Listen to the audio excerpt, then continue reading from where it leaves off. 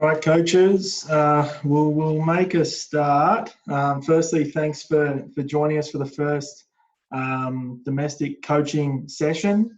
Very appreciative to all the presenters for putting up their hand, in particular Jarrod and Jackie, who are willing to present week one.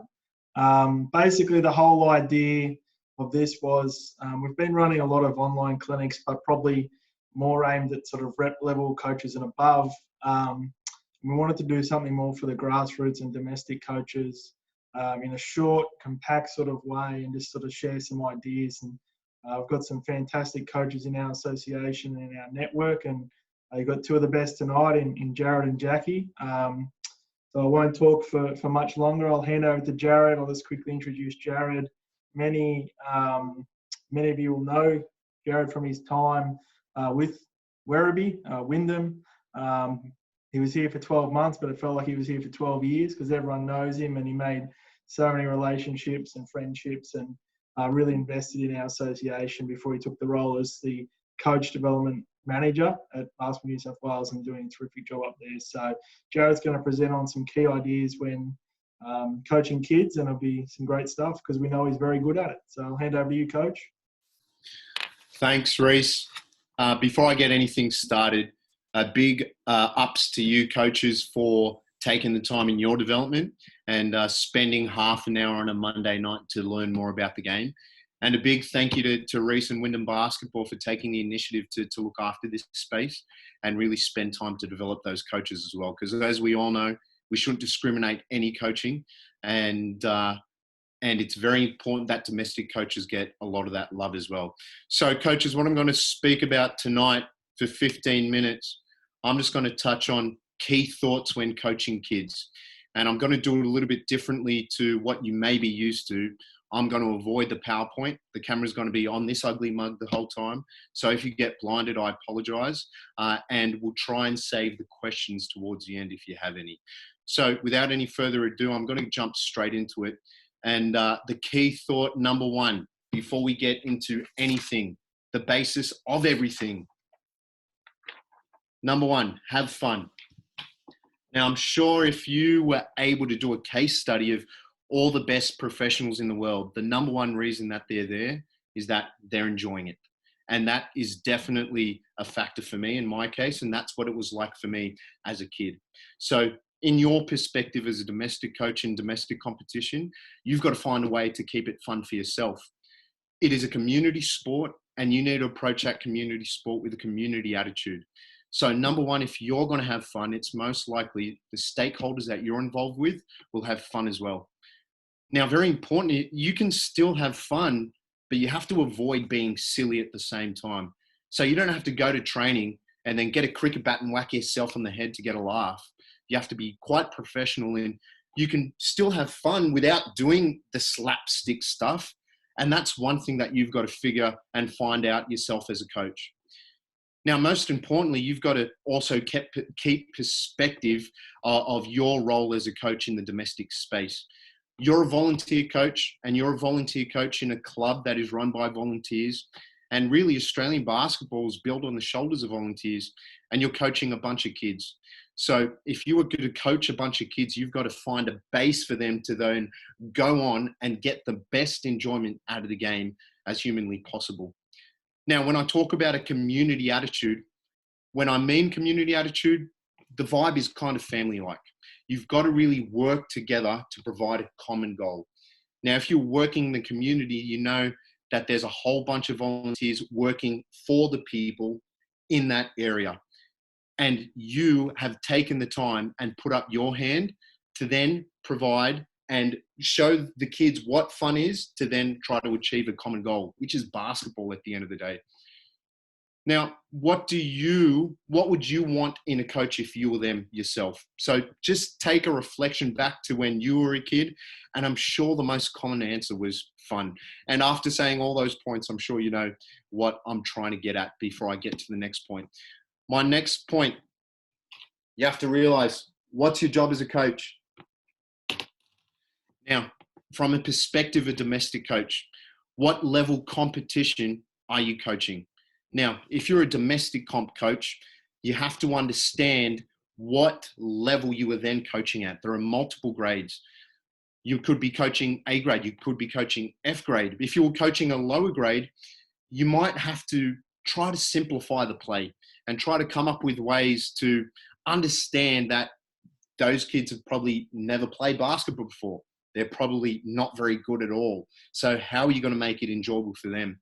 If you're coaching at a higher grade, how are you going to keep those kids entertained by also playing at a competitive level? So you might have to add some challenges to that, but also keeping it in perspective. And the perspective is you're a volunteer coach and they're kids. You got to keep it fun. Now, if you're a domestic coach as well, you've also got to understand what's below you and what's above you. So what I mean by what's below you, I don't mean there's a hierarchy and you're trying to talk down to people. What competition are the kids coming from? Are they coming from Aussie hoops? Are they coming from other sports? Are they trying basketball for the first time? Excuse me. Are they coming from a background of having not played a sport at all? Are they immigrants? Can they barely speak English? And what grade is above you? What are you trying to get them to achieve at the end? If you're a domestic coach, representative basketball is probably the answer. So what is your job within all of that? And I'll get to that in a second. Now, if they were going to reach towards representative basketball, what kind of lessons are they going to learn for that? From my perspective, it's highly encouraging that you should encourage all your kids to try it for representative basketball. And there's a reason why. Number one, you should always encourage them to reach for the stars. And the lessons that come with that are very, very important. Not only do kids get out of their comfort zone and try out for representative basketball, if they're successful, great. If they're not quite successful and they fail, then kids may learn the lesson of failing. And they'll come back to their domestic coach. They might have tears for a couple of weeks, but then it's your job as a coach to try and teach them how to be resilient. You've taught them how to be resilient. It's all started because they went from a domestic level to a representative level, went through some adversity, and then came out stronger. You've taught them a lesson for life. Now, if I reflect upon my own experiences, I never played representative basketball at all. I only played at a domestic level. Now, my biggest regret was not having the gall to go into a representative trial. And I remember my dad taking me to the entrance of a representative trial just at Parramatta Wildcats here in inner West Sydney. That's a very old sentence to say. But I got to the entrance, was about to pay my money, and I saw this under 14 kid hit 5 threes in a row. And I thought, holy crap. I turned around and went back in the car and went home. And ever since then, that's been one of my biggest regrets. So as I reflect upon that time, I wish my domestic coach had fully encouraged me to then go reach for the stars at that level. Now, coming from my perspective as 12 years as a domestic coach, the number one thing that you want to keep in mind as a domestic coach is you want to be a salesman. Now, I learned this from a real estate agent and a real estate agent. The number one thing that a real estate agent keeps in their back pocket is being able to connect with their clients. Not so much knowing a lot about their product. That's the byproduct of being in the role. But really the deep and meaningful part is getting a connection with them. Now, if you get a connection with your client, you're going to show them all the ins and outs, and you're going to show them how fun it is by portraying them a visual and illustration of what it's like to be in the game. Now, how do you connect with them? Number one, you have to learn their name. And if you suck at learning names, then here's a little trick I also got from a psychologist. If you can try and remember their name and then visualize their name in different venues, for example, remember their face and their name at the basketball court, remember their face and their name at their school, then you might be able to remember the next time you see them. If you're just seeing them for the first time, introduce yourself, shake their hand, meet their parents, meet their siblings. And then it's just as simple as saying their name over and over again, and then trying to use that in a sentence. As mundane as that sounds, it's probably the biggest feedback that I've gotten as a coach is some coaches can't figure out how I can remember so many names. And I can't figure out myself how I'm able to do that. But I'm a very social person by nature, and I've spent a lot of time shaking hands and learning people's names. meet their parents, learn their parents' names, meet their siblings, learn their names, and praise them for great little things. There's a great way to put their name in a sentence. And those great little things could be as simple as bouncing back from resiliency and facing through adversity. And what I mean by that, you might have seen them fall down in training and they really wanted to cry, but you encourage them to get up and there's an opportunity to use their name there. And then they can bounce up, and you've not only made them feel big because you've praised them in front of the whole group, but you've encouraged them through adversity. So you've killed two birds with one stone. High fives, pats on the back, fist bumps, that will encourage kids to also do the little things that you want them to do. Coaches, key thought number 3, vision. Probably the best advice that I got as a young coach was KISS. Keep it simple, stupid. And one of my common trends is to take the most simple things and overcomplicate them. But over time, I've learned to simplify things as best as I can, and I'm still learning to do that to this day. But your vision will help you guide them where they want to go, where you want them to go. And it could be as simple as trying to teach them to be good people. Especially if you're a domestic coach, that's probably the most simple way to put it. But that doesn't have to be for you. That is completely up to you and up to your vision about what you want them to reach for. You might want them to, you might want to teach them something about life. Fine. You might want to teach them something just about basketball. Fine. Or you might want to connect them both and then teach them about the game being a symbol about life. Whatever it is, that's completely up to you. But by having a vision, you know exactly where the carrot is at the end of the stick. And for my vision, getting good people at a domestic comp will hopefully teach them to teach other good people as they grow from the game as well. Key thought number 4, coaches, teach time. We got to keep it in perspective. And let's face it, you've only got your domestic team for 3 to 6 months. If you've got an Aussie Hoops program, you're there for 3 months. So you're going to have to do your best to teach them something. If you've got them for 6 months, what are you going to teach them? And you have to keep it in perspective, coaches. You have to teach them something. Number 1, you've lived on this earth longer than they have. So there is something for you to teach them, whether it's basketball, emotional, mental, social, whatever it may be. There's something that you've experienced, that a lesson that you have learned that you can then provide to them to grow and to be good people. And there's definitely something there for you to teach them. If it's not basketball, if you don't know much about basketball, you might teach them about how to get over their anxiety. You might have an introverted and shy kid and you might teach them how to socialize. You might have a kid who's incredibly anxious and cries in every drill. So your little goal might be, hey, try to not cry in this drill. And that's a little achievable thing. And then towards the end of the season, they might get through a whole training where they haven't cried. You've taught them something, coaches. That's very, very powerful stuff. If you're unsure what to teach them as well, ask someone.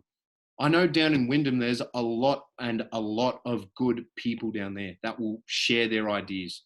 And if you can't find the answer that you're looking for, continue to ask. And if you're coaching at a representative level, then you can ask your director of coaching. Just shoot them an email and just ask them a question. You might get the answer that you're looking for. And if you can't find the answer that you're looking for, trial and error. You might even ask coaches outside the sport. You might even ask teachers at your school that you highly respect. Now, if we were to make this completely relevant to basketball, let's talk about teaching them basketball for 1 minute. You have to use what I recommend. I shouldn't say have to, because then you have to approach this open-minded, but use the game sense approach. Now, if you've never heard of the game sense approach, the game sense approach is teaching through complete engagement, avoiding lines, getting every kid a basketball and getting them to do the same thing within the space, in a safe and positive environment. If you get each kid with a basketball and you're guiding them through the skills, then you're going to build their confidence, because they themselves are going to learn through experience. In the coaching world and in the teaching world, we call it experiential learning. Kids are going through little moments of trial and error and reflection, and they're continuously growing to eventually get an end product. And what you're going to eventually find is week by week, kids are going to get better. What I mean by that, I've seen multiple times, and I've been a victim to it myself. Avoid scrimmaging for 60 minutes in a domestic training. Avoid playing 5-on-5 and 4-on-4 every domestic training. Now, I can understand from perspective that you might be unsure what to teach them, so you just scrimmage. But you also have to think, are the kids getting the most lessons out of this training by making them scrimmage? And not to forget, there's 10 kids, one basketball. What are the other 9 kids doing? They're running probably 2 to 3 kilometers for 60 minutes. Probably going to get bored. So I would ask other coaches, what drills can you do to improve growth, or to improve ball handling, to improve dribbling, to improve layups? It doesn't make you a weak person for asking the uncomfortable question. Ask your club president. Most of the club presidents there are very experienced players and coaches within their own right. Now, the other thing you also have to avoid doing 1 or 2 drills in a training. Try and make it exciting and put variety in there. And you're going to find out through trial and error what works and what doesn't work. And that's probably one of the best ways to build confidence, is for them to understand that they have to go through trial and error to find what's right. Because then they're going through little experiments to figure out, oh, this works the best. And you'll be able to figure out as a coach through talking to other coaches, what's the best way I can teach this? What's the best way I can articulate this? And what's the best drill I can use to teach these kids to transfer this into a game?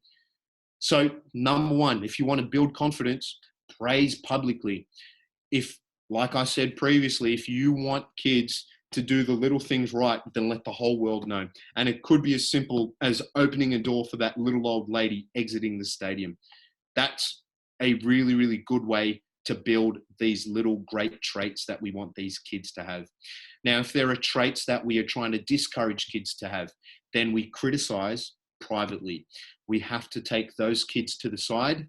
We have to get down at their eye level. If you have knee and hip problems, then ask them to stand on the seats, so that way they can look at you in the eyes, and then have that very face-to-face conversation with them to pull their socks up and behave, to stop picking on someone, to stop talking in a negative manner, whatever it may be.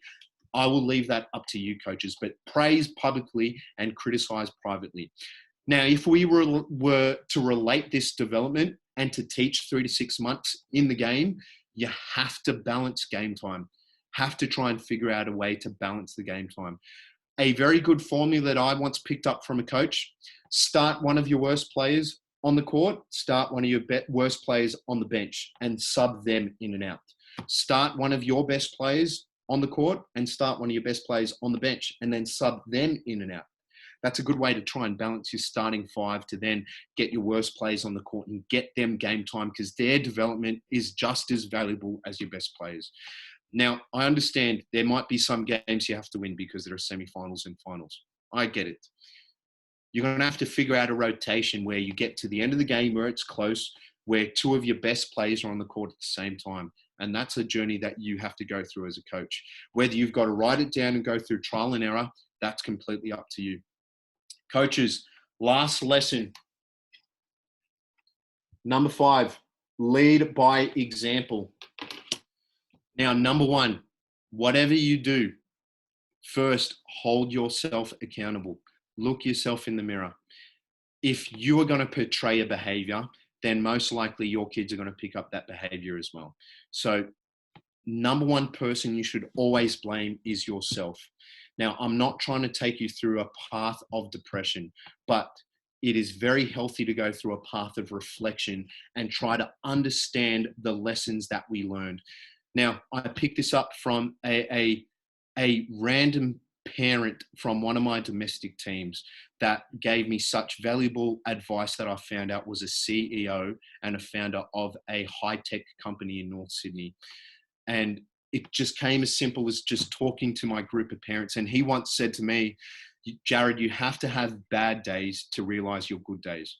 And this is just as valuable in domestic coaching. You're going to have bad trainings. You're going to have bad games. And you know what? That's okay. because you're going to have good days, but you won't realize what those good days are until you have bad ones. So if you're going to hold yourself accountable first and you want the kids to take you seriously, would you rock up to training in thongs and a singlet? Would you rock up to training with a hat on backwards? Would you rock up to training with headphones and earphones in and not even paying attention to them? Probably not the best example. Where are the focuses during the game while you're coaching? Are you focusing on the parents? If you're focusing on the parents, what are the kids going to focus on?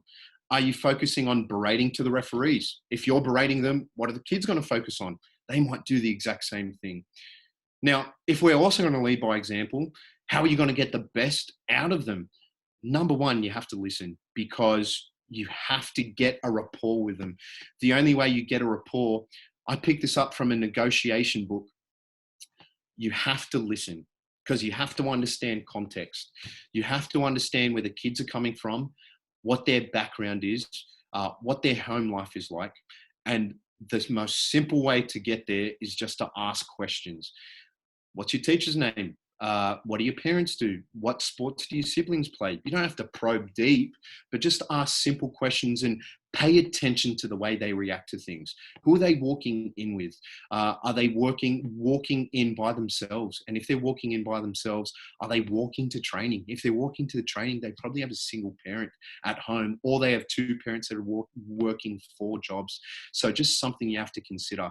So just ask questions, and then that will get a ball rolling for you to build rapport with your players, to have chats besides basketball, and avoid social media.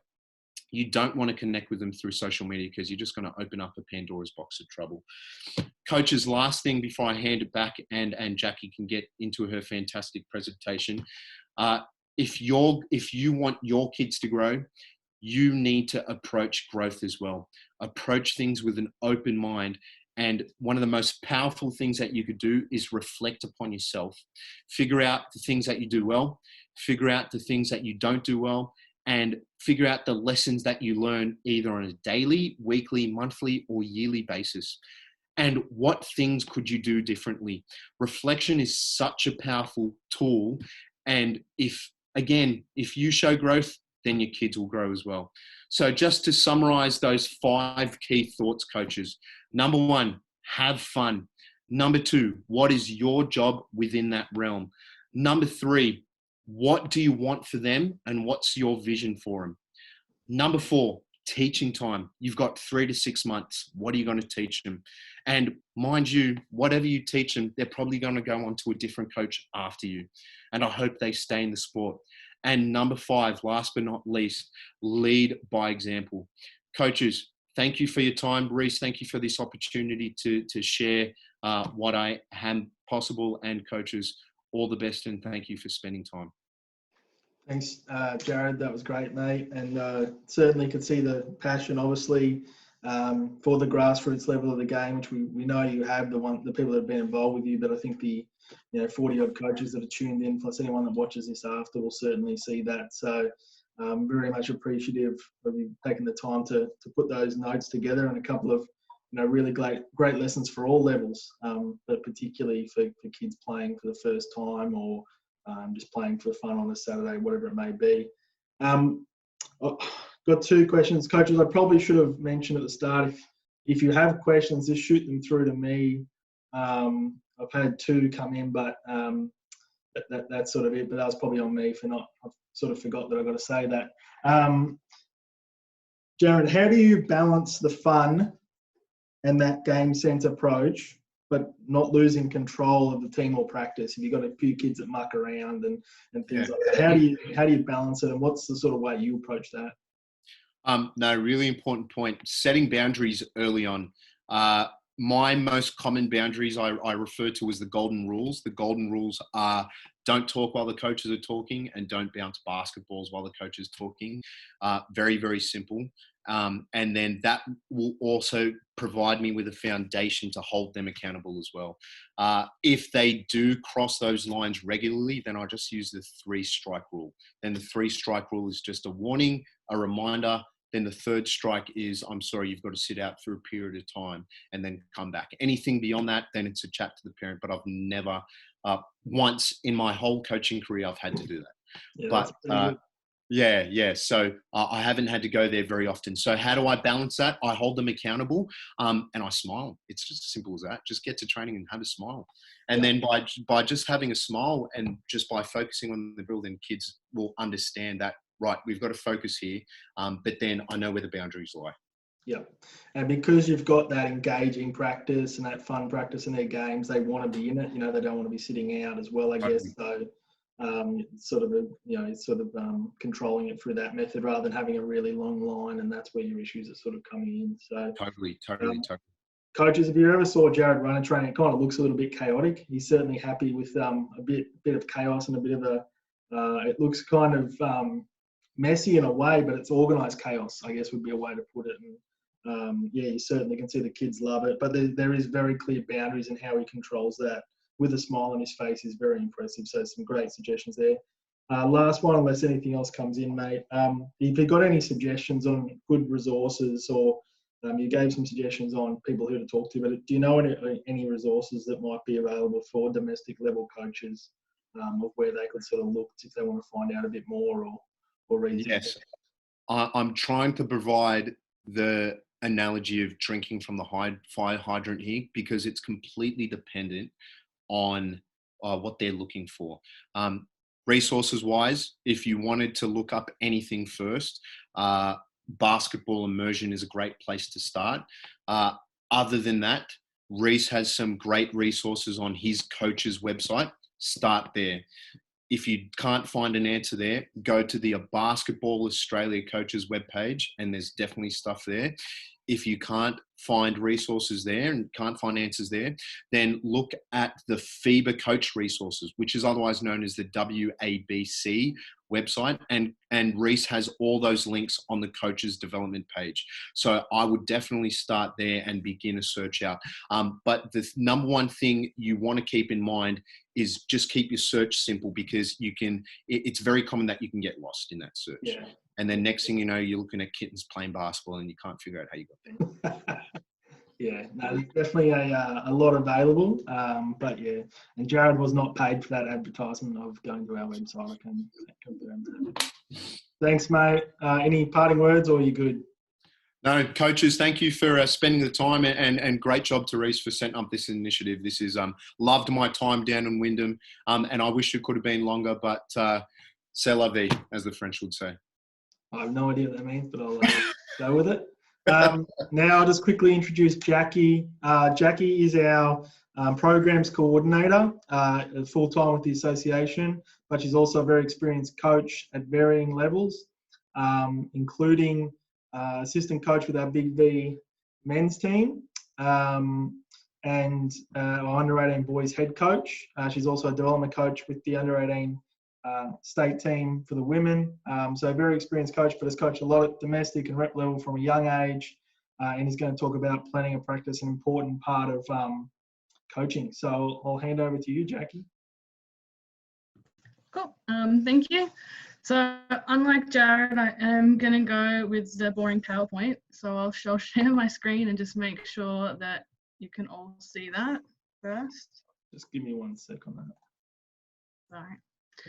So yeah, while Reece is letting me access that, I'm going to talk about planning a training session, but I'm going to avoid talking about sort of skills and drills that you can use, but more around the planning aspects. And I'll also address planning for like a whole season as well. I myself have not always been a great week-to-week session planner. It's all up in my head. I'm a visual learner. I see, I do. So actually writing it down was a struggle for me. What I developed by looking at it from a whole season perspective is it actually did help me narrow down and be able to write those week-to-week session plans more efficiently. So getting started, some benefits for you guys to actually work a little harder at writing those session plans week to week, like I struggled with to begin with, is it is going to mean that your training sessions are going to be more organized and efficient. You're going to be more confident in what you're delivering if you've prepared prior to attending the session. it is also going to mean that you maximize your time. You're going to have a session plan there that's run by time, so you'll be able to flow through your drills more efficiently. The kids are going to stay more engaged because they're going to flow from one drill to the other, and keeping that training plan is going to mean that you are tracking the variety of drills that you're using. So Jarrod had touched on a bit of that earlier in making sure that you do have variety and flow to your session.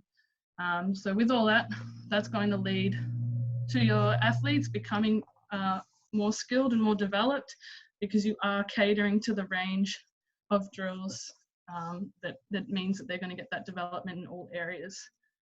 Finally, one of the main importances for your planning is that it will allow you to better evaluate and reflect at the end of the session. So you can go home, look through your session plan and understand what worked well, what work didn't, where you can improve, and over time that reflection will become easier as well for a season basis. So some other considerations. Again, some of these things Jarrod has touched on. When you first get your team, you want to assess their age group, their ability, what they are capable of day one, you know, where they're at when they walk into the session for the first time. Other considerations for your training is time available. If you've only got an hour a week, you want to make sure that you maximize that hour.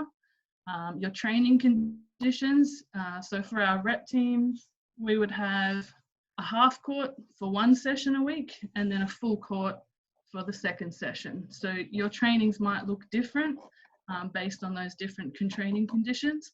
And again, what you want to plan to maximize that space. So as I said, I wanted to look at this from a season approach. So when you get your team for the first time, to have a look at your season approach, the first thing I do is break down the stages of the season. So I'll just show you what I mean by that on the next slide. Please don't be overwhelmed. This does look a little bit complicated, but I'll send you a simplified version. So this is obviously for my 18-1 boys. So at the very top, I've got my phases. So phase 1, my grading phase. I believe you do have grading for domestic. So I'd break that down into one section. And then phase 3 might be the first half of the season, and phase 4 might be the second half of the season. So planning for that, you could also look at it by weeks. So every 4-week blocks or 8-week blocks, depending on the length of your season. And why I do that is I then want to plan what I want my kids to achieve at the end of each block. So as you can see here in this first one, footwork off 2 feet. I've highlighted that in grading phase 1 because that's something I'm going to focus on in phase 1. But the other 2 on the hop and off screens, I'm not going to introduce that skill just yet in phase 1. I want to minimize the confusion and focus on a certain few skills at each phase, or develop and progress those at each stage. So just going back. So once you've broken down your stages, you want to goal set. So write down different things that you want to achieve and that you want your players to be able to do by the end of the season once they've finished their time with you. And then once you've planned out your goals, what's the progression of those skills or those goals? So myself, I'm a very defensive-minded coach. So I want a strong defensive team by the end of the season. So in this table here, the skill progression, this is for an under 12s group. My assessment of the team, my assessment of the team's current level is that they have 0 understanding of man-to-man. Hey, Jackie. 1v1 responsibilities. So by the end of phase 1, yeah. Maybe just turn your webcam off. It's just coming through a little bit. Can you hear me? It's just coming through a bit choppy. If you want to turn your webcam off. Hello? Is that better? Yeah, I've got you now. Go. Can you hear me now? Yes.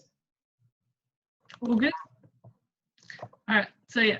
So then breaking down that progression, I would want to look at phase 1, and I'd want the players to have a clear understanding of one-on-one or man-to-man responsibilities.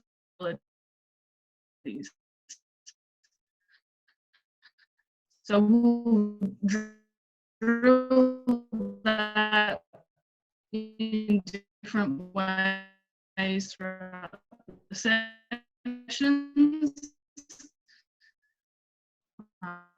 For that first phase until they're competent at that element of the season through to phase maybe half the season. That by the season we can get them to the age that they understand help and recover, stay and go terminology. I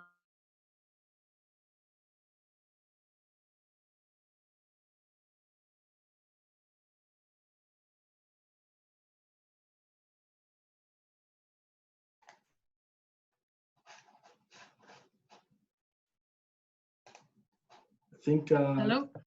Are you back? Yeah, it dropped me out. Yeah, I don't know if anyone else is struggling, but it is a little bit. Just give it one more go, Jack. Okay. All good. Yep. Is screen share on? All good. So as I was saying, once this table is sort of complete for the first time, you will put in a bit of effort for the first time. Once that's complete, if you're coaching under 12s week in, week out, year after year, there's really going to be very minimal change, just to, things that you learn that you want to add in, or how soon you might progress at each stage. So then from there, we would look to implement our weekly training sessions. So I would highly recommend that within every training that you incorporate all of the skills below. So you're shooting, passing, ball handling, footwork, rebounding, and doing that through small-sided games, as well as teaching offensive and defensive elements as well. So again, Jarrod sort of touched on how to incorporate those small-sided games and ensure as many kids as possible are touching a ball and staying active.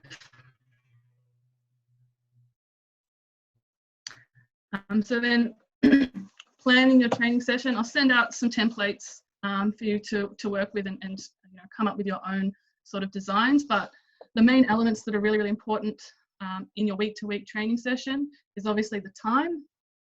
So you want to make sure that you're tracking drills and trying to stay on time with that, so that you are progressing through, making sure you cover all your elements of skills, keeping kids engaged by not running drills for long periods of time, like 20, 30 minutes, because they will zone out and they will disengage with the content. So you want to be short and sharp, keep them engaged, and make sure you cover all your skills. So the time is a really big one. The other thing is, the session plan mainly is for you to use for keynotes. So you do want to try and keep it minimal and dot point the explanations for yourself. So it's a reference point. So you can just have a quick look. What am I up to? Yep, 1, 2, 3, let's get back on court, and avoid long-winded explanations. That means you're going to be standing there reading. And again, kids are unengaged. They're starting to get cold. And you know what you're doing. So you just need to keep it simple with dot points. The last one, the other important one, is teaching points. So you always want to keep a few keywords or cues that you want to continue to emphasize. For me, one thing I do try to put in there is language. So I've mentioned stay and go a few times. That's language that we use throughout Wyndham, through our curriculum. So you want to try and keep consistent, and language is one that I kind of just talk in my own language sometimes. So I try to put those key points in there to remind myself to use that consistent language that the kids are going to understand once they move on from me as a coach as well. Last thing about the planning, I mentioned you want to try and keep all your skills in there, passing, shooting, and break that down. So generally, and this can be flexible, I try to keep my warm-ups about 10 minutes, and I'll try and multi-skill that. So I'll incorporate footwork and dribbling in the warm-up so that they're getting that skill and it's efficient time use while they're getting warmed up.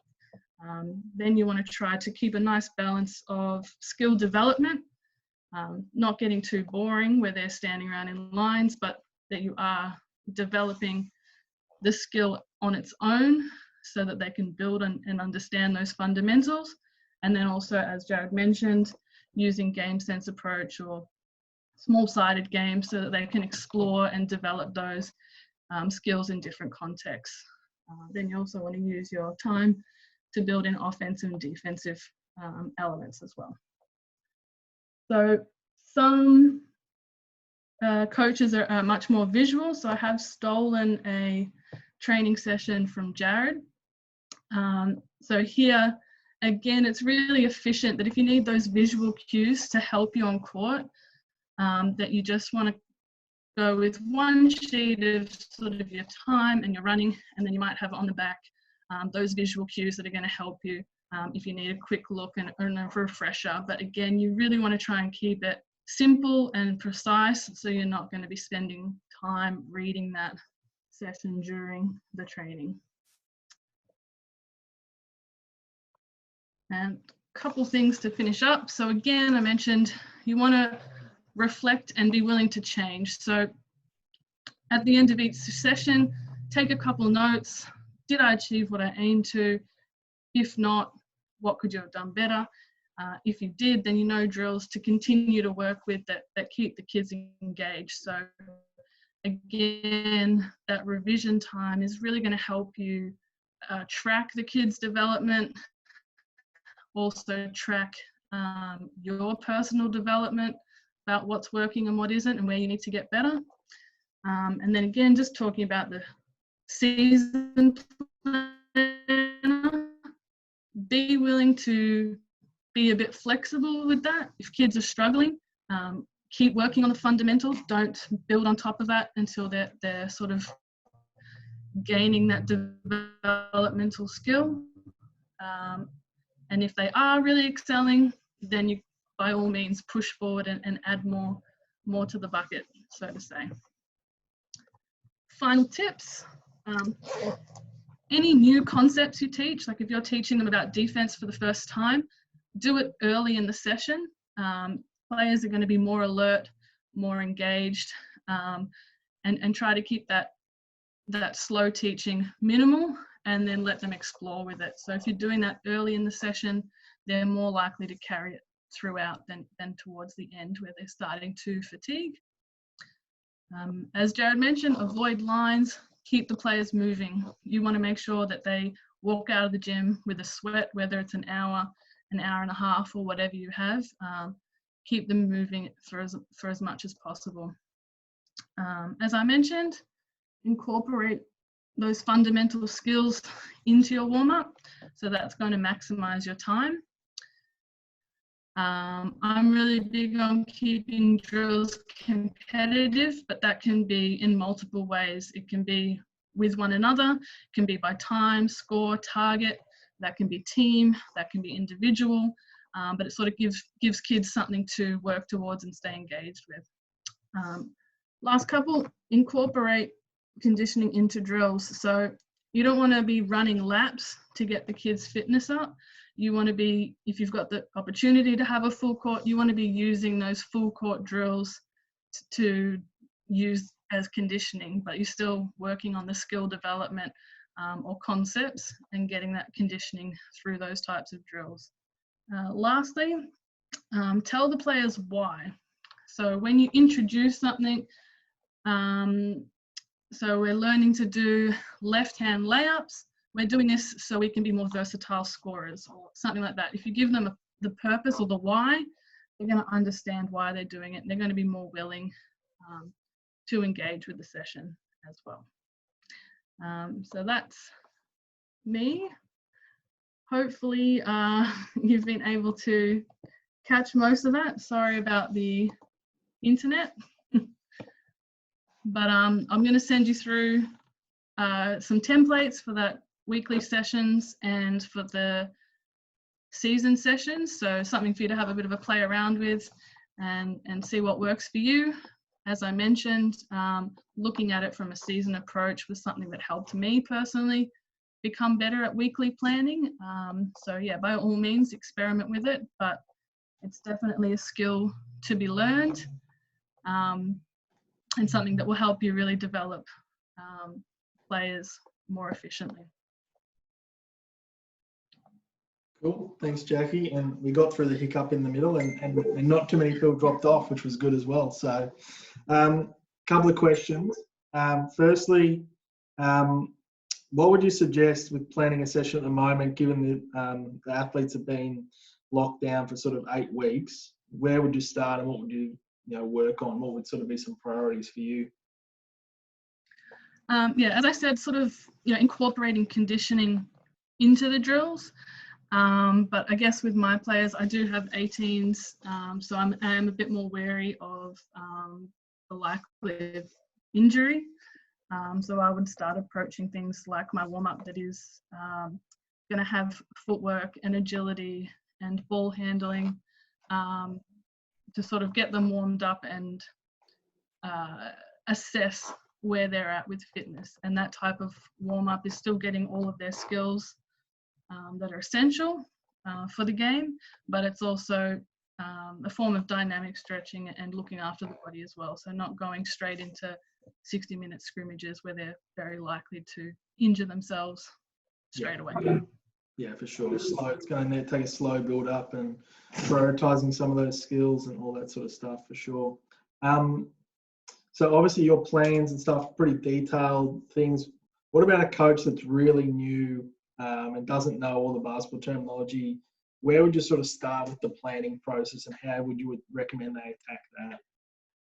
Yeah, so obviously, yeah, mine was quite detailed, but I guess especially for your under 8s, 10s, 12s, and even 14s with domestic, you want to focus to skill specifics. So your ball handling, your footwork, and try to master those base fundamental skills. So when I send you through that template, that's really what I've set you up for.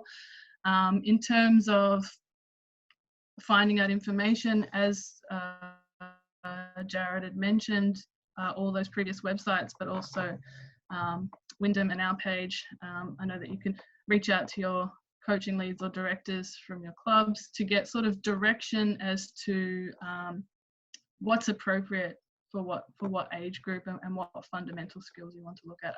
I do believe, correct me if I'm wrong, Reece, but we have sort of a KPI thing by age group on the Wyndham website. There's a skills matrix, yeah, for sure.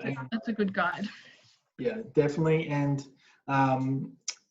also for next week and for the next couple of weeks, there'll be different focuses on sort of some drills and things like that you can pick up for the coaches that wanted to know that, and then you can plug that back in. But I think, as Jackie pointed to,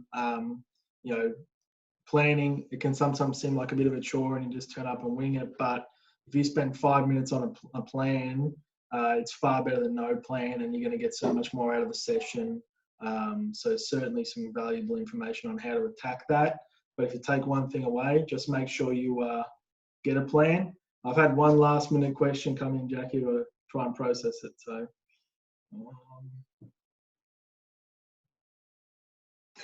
and I got an apology from Marvin as well for asking last minute.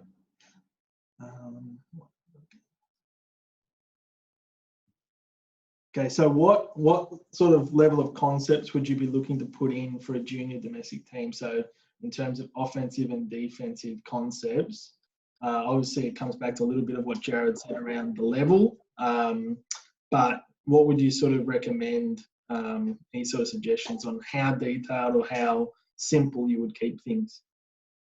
Yeah, so I guess, for example, if you're looking around, again, that 8 to 12 age group, I would look to really keep it simple to start with. So like I mentioned in my progression, when you get the kids for the first timers, they're like a flock of birds and they chase the ball around. If I can get them to understand the concept of staying with one player, even though it might be costly, I'm going to build that skill and then build on top of it. So I guess for that age group, offensive and defensive concepts that I would focus on are things like those principles, but also spacing and understanding what that means. Probably the most complex thing I would start to build with your under 12s groups is things like your receiver spots. So them just understanding one or two principles of drive and where to move in that spacing. That's simple as I would keep it to start with concepts. Yeah, definitely. Yeah, if they can start to understand some of those things, you know. I think the one on receiver spots is really interesting. So one of the things I've been watching has been a high-level European team, but they're talking about something very basic as well. And they start with something as simple as you might be open, but you're really not open basically until the ball can see you. If you can see the ball, you're not open, but if the ball can see you, so you've got to get where you can actually be seen by. And if the players start to understand some of those things, definitely going to help how they play. So great work, Jackie. Well done. We got through with some little shaky bits of internet, but hopefully coaches got a lot out of that, and we hope to see as many of you as possible over the next few weeks. Next week, it's this Marvin apologising again. Sorry, it distracted me popping up. But yeah, we've got next week with Emily and I think Billy. So it's going to be two topics, Emily on skills and drills, and then Billy touching on man-to-man defense, which is obviously important to teach. So yeah, hope to see you there, and thanks for tuning in tonight.